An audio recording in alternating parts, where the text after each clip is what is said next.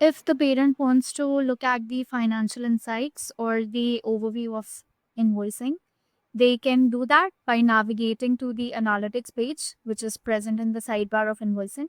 Once they click on analytics, you can see that they're taken to this page where there are multiple cards. And we have multiple filters here, which would help the parent filter out the content below. So the first filter is for a date range. So depending on the date range that the parent has selected, the content below would be filtered out for that specific date range. Then we have the all filters pop-up, which has several filters: invoice type, invoice status, tutors, students, services, amount, and paid by. So all of these filters would help the parent give a comprehensive overview. And if the parent wants to, like suppose view the data based on the status of the invoice, so they can just select the status. Once they click on apply, then the below content would be filtered out based on the status selected. Then again, you have the invoice status, invoice type. There can be a single select or a multi select.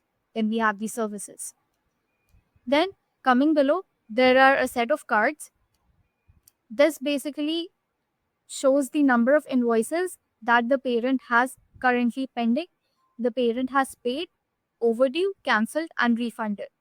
So you can see that this denotes how many invoices are pending and what is the amount for the pending invoices, then how much has been paid for how many invoices, then the overdue, cancel.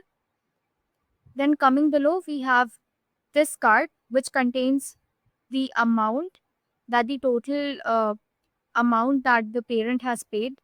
Then we have the total outstanding and total overdue amount. And below we have the number of students who are mapped to this parent. Then the services which are associated to the student. And then the number of invoices which have been generated so far. And then next word we have a section which shows the expense chart based on the service that the parent selects from the drop down. You can see that the chart will give the data that how much expense has each service cost. And then we have the drop down. So the parent can basically see the expenses for this entire year, this month, this week, or for the lifetime. So this page basically helps the parent to analyze the financial overview and in general the overview of invoicing as a platform.